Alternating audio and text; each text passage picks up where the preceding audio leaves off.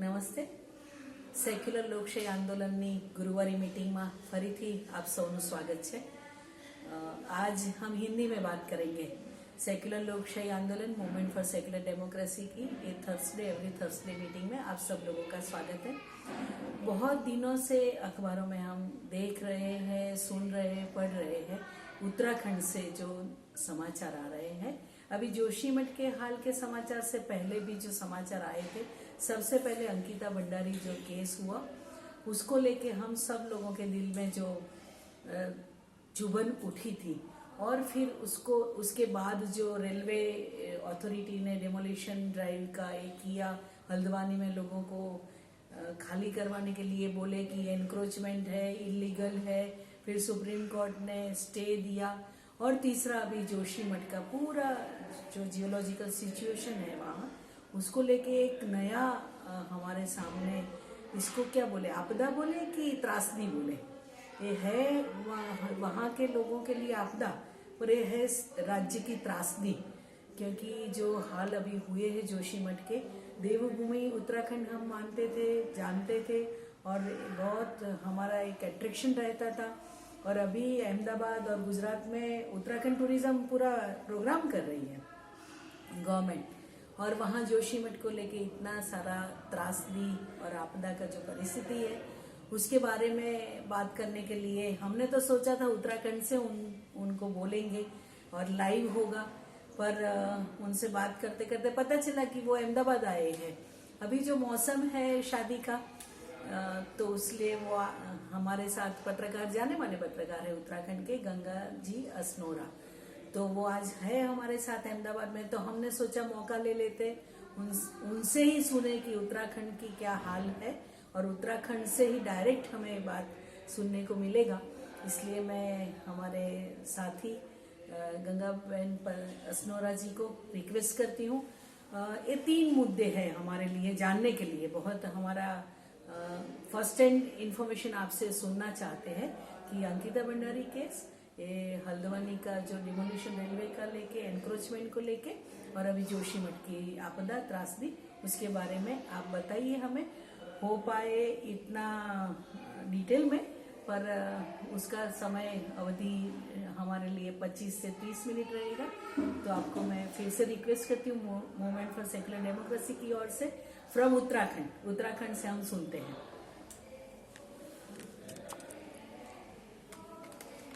धन्यवाद मीनाक्षी बेन. मैं आप सभी लोगों का अभिवादन करते हुए उत्तराखंड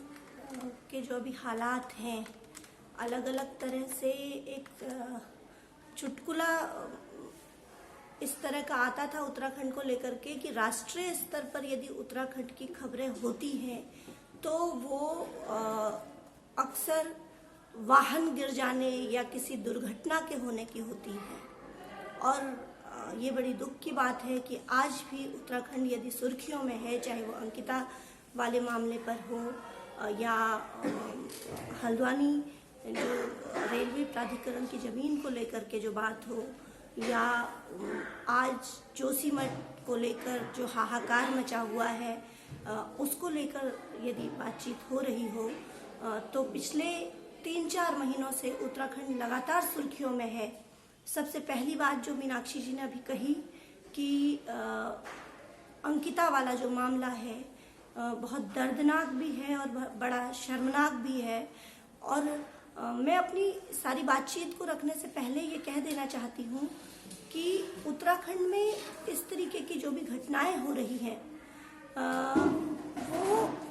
कहने के लिए उत्तराखंड में घटित हुई हैं, लेकिन उसका प्रभाव यदि सामाजिक दृष्टि से देखा जाए तो वो पूरे देश, और मैं मानती हूँ कि जोशीमठ वाली जो आपदा है, जो त्रासदी है, वो पूरे वैश्विक स्तर पर चेतने की ज़रूरत है, ऐसा मैं सोचती हूँ. मैं ही नहीं, विशेषज्ञ भी बार बार इस बात को कह रहे हैं, चाहे वो क्लाइमेट चेंज के नाम पर जो बातचीत चल रही हो वो हो. अभी मैं अहमदाबाद आई हुई हूँ और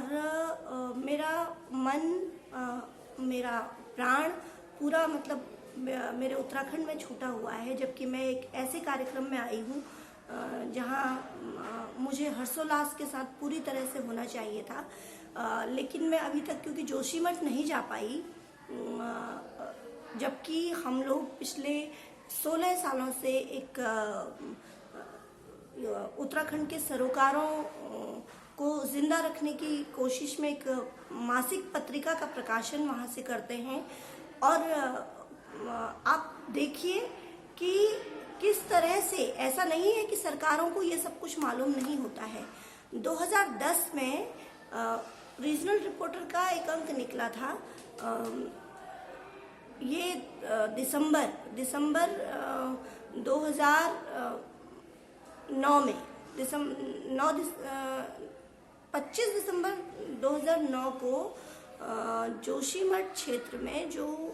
परियोजना की बात अभी हो रही है एनटीपीसी के द्वारा, तपोवन विष्णुघाट परियोजना, अचानक से इसकी टनल से 600 लीटर प्रति सेकंड के वेग से पानी निकलना शुरू हो गया था।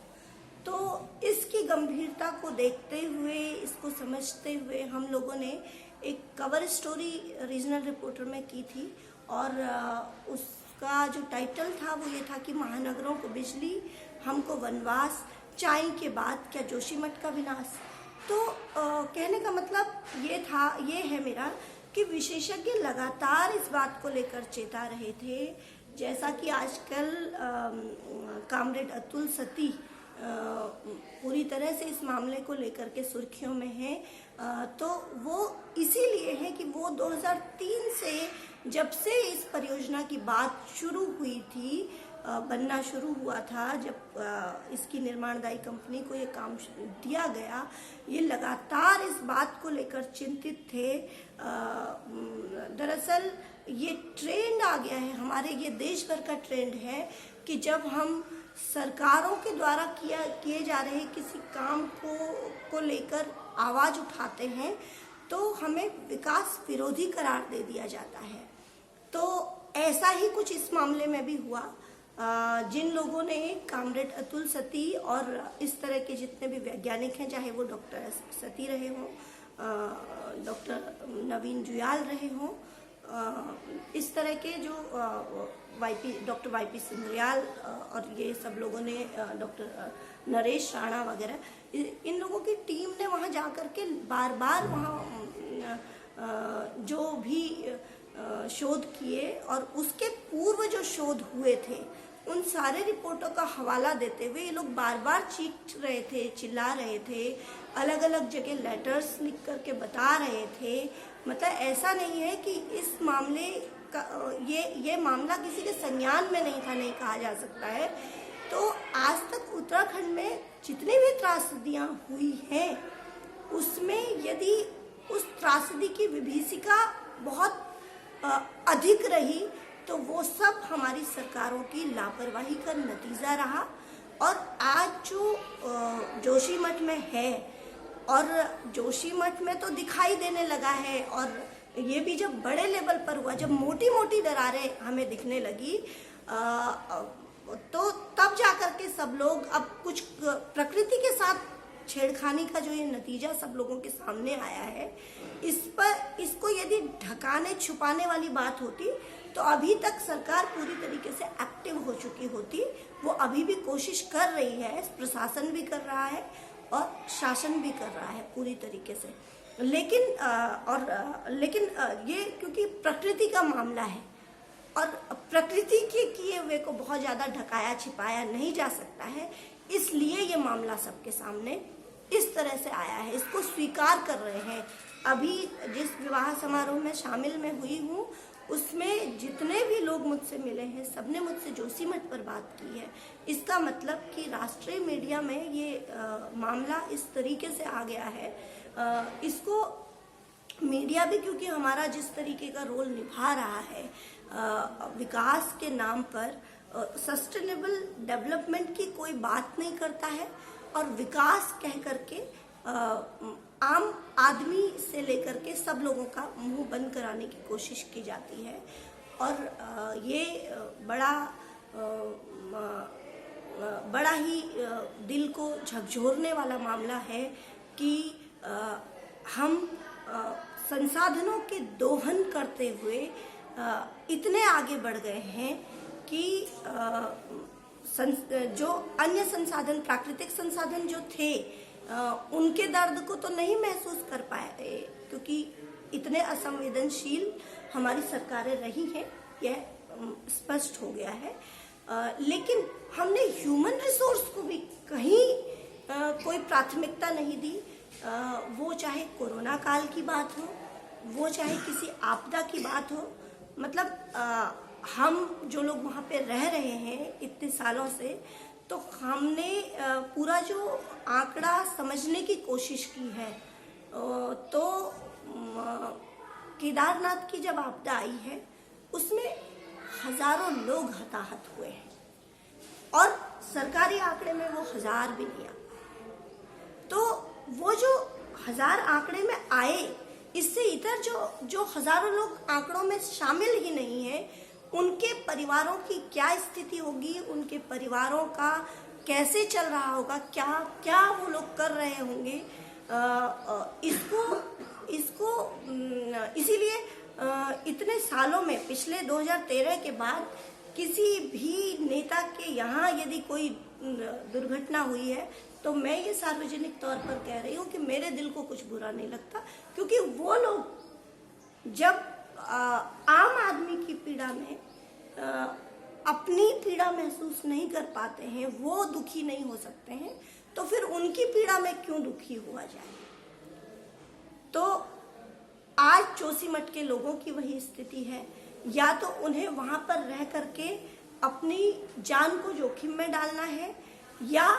उनको अपने कई पीढ़ियों की जो विरासत है और अपने जीवन भर का जो कुछ उनका जोड़ा हुआ है, वो सब कुछ छोड़ छाड़ करके वहां से निकल लेना है। ये जो आपने अभी कहा कि ये बहुत बड़ी त्रासदी है, दरअसल ये बहुत त्रासदपूर्ण खेल है जो सरकारों के द्वारा जनता के साथ किया गया है। ये खेल बड़े षड्यंत्र के साथ किया गया है। ये जो लोग उत्तराखंड के लिए, उत्तराखंड के संसाधनों के लिए, उत्तराखंड की संस्कृति के लिए चिंतित रहने वाले लोग हैं, वो लगातार क्योंकि इस बात को कह रहे थे कि इस तरह की बात हो सकती है, क्योंकि जो हमारा हिमालय है वो वैज्ञानिक कहते हैं कि 2 प्लेटों के टकराने से वो निर्मित हुआ है, और वो निर्माण की जो प्रक्रिया है वो आज भी जारी है। तो जब वो निर्माण की प्रक्रिया में यदि दखल देने की कोशिश करोगे बड़े बड़े विस्फोटकों से, मुझे याद है कि 2009 में हेमवती नंदन बहुगुणा गढ़वाल विश्वविद्यालय में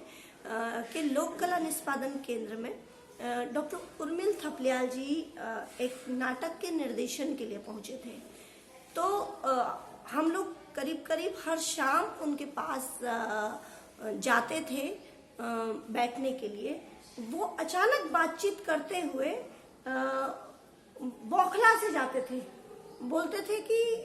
किस तरह से वो जेसीबी को राक्षस कह करके संबोधित करते थे, और कहते थे कि किस तरीके से उस राक्षस के द्वारा पहाड़ों को चीरा जा रहा है, खोखला किया जा रहा है। तो ये जो स्थिति है आज जो पैदा हुई है, वो चाहे वो अंकिता वाला मामला हो या फिर हल्द्वानी वाला मामला हो, वो हमारी सरकारों के ओछी मानसिक व्यवस्था, सरकारों की ओछी मानसिक व्यवस्था मैं कहूँगी कि उसका जो दुष्परिणाम हम लोग झेल रहे हैं, हम लोग देख रहे हैं, क्योंकि उनको भी जो इनके साथ घटित हो रहा है वो तो झेल ही रहे हैं, लेकिन जो उस संवेदना के साथ उन लोगों के साथ जुड़ा हुआ है वो भी उस त्रासदी को झेल रहा होता है। जिनको फर्क नहीं पड़ता है, जो हमारे नीति नियंता है उनको फर्क नहीं पड़ता है, तो उनके लिए तो वो कुछ नहीं है, उनके लिए तो ये सारे अवसर होते हैं। लेकिन जो उनके साथ भावनात्मक रूप से, मानसिक रूप से जुड़ा हुआ व्यक्ति होता है, वो भी उसको किसी न किसी रूप में झेल रहा होता है। लेकिन आज जोशीमठ की जो स्थिति है, उसने बहुत बड़ी चेतावनी, बहुत बड़ी घंटी बजाई है। इसको वैश्विक स्तर पर हमें देखना चाहिए, समझना चाहिए। मैं कहती हूँ कि श्रीनगर में भी एक परियोजना बनी है, उसके छेद भी जब वो निर्माण हो रहा था उस वक्त दिखाई दिए हैं। चौरास परिसर जो अभी वहाँ यूनिवर्सिटी का महत्वपूर्ण परिसर है, वो जो वहाँ नहर गई हुई है, वो उस परिसर के पीछे ऊपर की ओर है। तो जो पानी है, पानी तो अपना रास्ता बनाएगा। और जब हम कक्षा 6 में पढ़ते थे तब हमने पदार्थ की 3 अवस्थाएं पढ़ी, और उसमें जो जल है, जो द्रव है, उसकी जो अपनी प्रकृति है वो ऊपर से नीचे की ओर ही बहता है। हमको पहली बार ये पढ़ा दिया गया था। और हमारे जो प्रशासनिक अमले के जो अधिकारी हैं या शासन में बैठे हुए जो माननीय हैं, उनको ये कहीं नहीं पढ़ाया गया, या वो विशेषज्ञ जो इस तरह की परियोजनाओं को स्वीकार्यता प्रदान करा देते हैं। तो ये जो परिसर है, इसको लेकर के भी हम लोगों ने भी चेताया था, और मतलब हमने एक पत्रकार होने के तौर पे, लेकिन हमने पूरी तरह से उन विशेषज्ञों के हवाले से बताया। जब भी बताया तो हम कह रहे हैं कि उन विशेषज्ञों की बात को आप दरकिनार कैसे कर सकते हैं। 2013 की आपदा आई तो अभी भास्कर में जो संपादक हैं लक्ष्मी प्रसाद पंत जी, उन्होंने 2000 में ये स्टोरी कर दी थी कि बम की तरह फटेगा चोराबाड़ी ग्लेशियर। तो उन्होंने अपनी तरफ से तो कुछ नहीं लिखा था, वाडिया संस्थान की तरफ से जो रिपोर्ट आई थी उन्होंने उसको आगे करके वो लिखा था। तो लेकिन उस पर किसी ने कान नहीं दिया। विकास की अंधी दौड़ ने आज जोशीमठ के विनाश की त्रासदी को लिखा है। ये पूरी तरह से 100% सही बात है। और आज अब जो ये विकास की जो ये वानगी एक दिखी है, इसके बाद उत्तराखंड में क्या क्या घटित हो सकता है, इसको आप समझ सकते हैं कि कभी खबर आ रही है कि रुद्रप्रयाग के मरोड़ा में वो मकान टूट गए हैं, कभी खबर आ रही है कि कर्णप्रयाग में भी दरारें आ गई हैं। वो तो जोन 4 और 5 जो भूकंप की दृष्टि से अति संवेदनशील माना जाता है, उस क्षेत्र में आपने बहुत बड़े बड़े ऐसे ही सुरंग आधारित विकास परियोजनाओं को अमली जामा पहनाया है। और इसके अलावा जो दूसरा विकास का जो दूसरा पैमाना अभी है कि सड़क चौड़ीकरण हो जाएगा, तो ये बहुत जरूरी है। तो अभी मैं उनकी बात कर रही थी कि उर्मिल थपलियाल जी का कहना था कि भाई ये सड़क उतनी ही रहने दी जाती जितनी हमारे पास थी, और इस तरीके से कम इस पैटर्न पर तो नहीं खोदा जाना चाहिए था। सड़क चौड़ीकरण के नाम पे लाखों लाख पेड़ काट दिए गए, किसी पर्यावरणविद ने उस पर आवाज नहीं उठाई। और आज जैसा पिछले दिनों समाचारों में आया भी है कि जोशीमठ वाले मामले को दबाने के लिए भी कुछ पर्यावरणविद पहुंच गए। तो ये क्या है? श्रीनगर की परियोजना का विरोध करने के लिए कहेंगे, या फिर उसका जो वास्तविक सच है उसको दिखाने की कोशिश में स्वामी सानंद और भरत झुंझुनवाला जी, डॉक्टर भरत झुंझुनवाला जी लगातार उसके लिए काम कर रहे थे। तो श्रीनगर के ही कुछ लोगों ने उन पर काली पोत दी और उनका विरोध किया। तो चलो, जिसने ये किया, हम ये कह रहे हैं कि आज जोशीमठ की जो आपदा है उसको जो लोग समझ सकते हैं, जब उस पर विरोध की आवाज आ रही थी तो जो लोग उसको समझ सकते हैं, आम आदमी, वो विरोध के लिए जोशीमठ के लिए श्रीनगर क्यों नहीं खड़ा हो सकता, या कर्णप्रयाग क्यों नहीं खड़ा हो सकता? केवल जोशीमठ के लोग अपनी बात करेंगे, जब इस देश ने आज़ादी के इतने बड़े संघर्ष को झेला और फिर आज़ादी मिली, और आज़ादी कोई एक कोने को नहीं मिली, पूरे देश को मिली। तो और आज़ादी का जो आंदोलन था वो भी किसी कोने में नहीं हुआ, पूरे देश में हुआ। तो लेकिन आवाज कहीं से भी मतलब एक जगह से नहीं उठी, अलग अलग जगह से उठी। तो इसी तरीके से चाहे वो जोशीमठ का मामला है, चाहे वो अंकिता वाला मामला है, चाहे वो हल्द्वानी वाला मामला है, या उत्तराखंड के सरोकारों से जुड़ा हुआ कोई भी मामला है, यदि उसके लिए हर कोने से आवाज बुलंद नहीं होगी तो आज जोशीमठ की त्रासदी है, फिर कल को किसी और दूसरी जगह की होगी। लेकिन ये इस विकास के लिए यदि हमने ये राज्य लिया, यदि हमने इस राज्य की लड़ाई की, तो ये बेमानी लड़ाई थी, इसका कोई ये निरर्थक थी, और ये आज निरर्थकता साबित हुई है जब हम जोशीमठ के लोगों को ना जोशीमठ को बचा पाए, ना हम अपनी आस्था को बचा पाए, और ना ही हम मानवीय मूल्यों को बचा पाए हैं। हम मानवीय मूल्यों के इतर कुछ कर रहे हैं, ये समझने की जरूरत है। हम मानवीय मूल्यों के इतर कुछ समझ रहे हैं, ये हमको समझने की जरूरत है कि जो भी हम समझ रहे हैं, जो भी हम कर रहे हैं, जोशीमठ की त्रासदी ने ये दिखा दिया है कि सब कुछ ठीक नहीं चल रहा है इस राज्य में। और केवल जोशीमठ और उत्तराखंड के लोगों की त्रासदी मैं इसको बिल्कुल नहीं मानती, ये पूरे देश की त्रासदी है, क्योंकि ये हिमालय से जुड़ा हुआ स्थान है, और हिमालय को किसी भी तरीके से खतरे की बात है तो पूरे विश्व के लिए खतरे की बात है। इसलिए जोशीमठ वाले मामले पर मैं कहती हूँ कि पूरे देश और पूरे अलग अलग विश्व से अलग अलग देशों से ये आवाज आनी चाहिए कि जोशीमठ में जो हुआ है वो गलत हुआ है। जोशीमठ के जो लोग हैं उनको उनका उचित मुआवजा मिलना चाहिए, और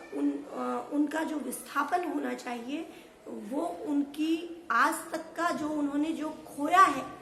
उसका पूरा मतलब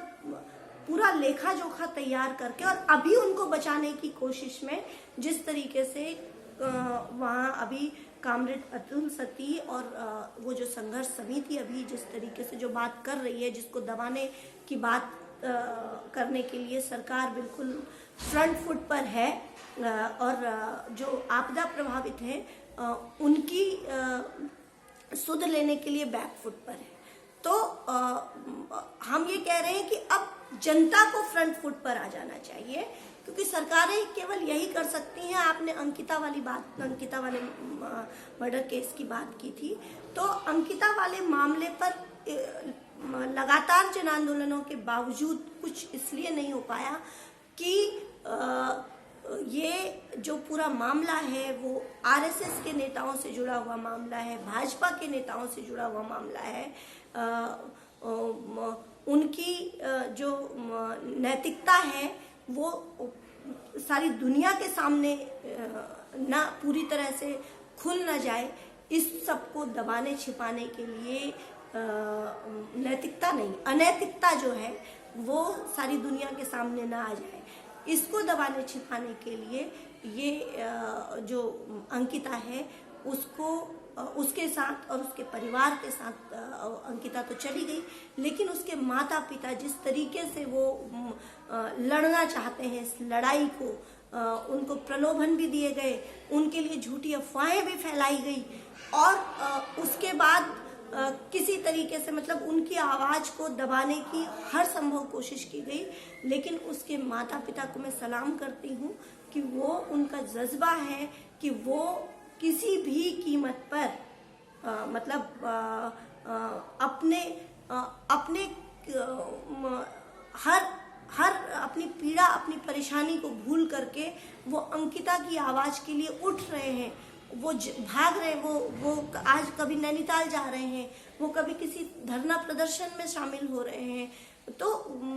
उन सब के लिए जनता को एकजुट होने की ज़रूरत है। और जो लोग अभी जो पत्रकार भी इस सारे मामले को पूरी सच्चाई के साथ पूरी दुनिया के सामने रख रहे हैं, वो पत्रकारिता की नैतिकता के साथ काम कर रहे हैं। और मैं उनको भी सलाम करती हूँ कि इससे क्योंकि जो प्रभावित परिवार हैं उनको बड़ा ढाढ़स मिलता है, एक उम्मीद भी नई जगती है। इसके साथ साथ कामरेड अतुल सती और जोशीमठ बचाओ संघर्ष समिति के जितने भी साथी वहाँ पर पूरी दृढ़ता के साथ, और जो महिलाएं उस क्षेत्र की अभी लड़ रही हैं, उनको मैं सलाम पेश करती हूँ आपके कार्यक्रम के माध्यम से। और मैं इतना कहना चाहती हूँ कि पूरी दुनिया के संगठनों को इसके लिए एक हो जाना चाहिए इस लड़ाई में, क्योंकि ये पूरे देश और दुनिया की लड़ाई है। ये अकेले जोशीमठ की लड़ाई नहीं है। और अभी जोशीमठ जैसा त्रासदपूर्ण मंजर कहाँ कहाँ और दिखाई देगा, ये कुछ कहा नहीं जा सकता है, क्योंकि बारूद के ढेर पर पूरे उत्तराखंड को बिठा दिया गया है। कभी रेलवे परियोजना के नाम पर, कभी बांध परियोजना के नाम पर, कभी सड़क चौड़ीकरण के नाम पर। इसमें कमीशन के केवल और केवल कमीशन के मोटे खेल के लिए उत्तराखंड की जो जनता है और जो हिमालयी जो हिमालय की अपनी एक जैव विविधता है, पर्यटन के नाम पर, और कुछ नहीं तो पर्यटन के नाम पर, तीर्थाटन के नाम पर भी केवल और केवल खिलवाड़ हुआ है पूरे उत्तराखंड के साथ। और इस सब को लेकर के गंभीर चेतावनी जो हमारे गंभीर भूगर्भ विज्ञानी हैं वो लगातार चेता रहे थे। तो मैं अपनी बात को समाप्त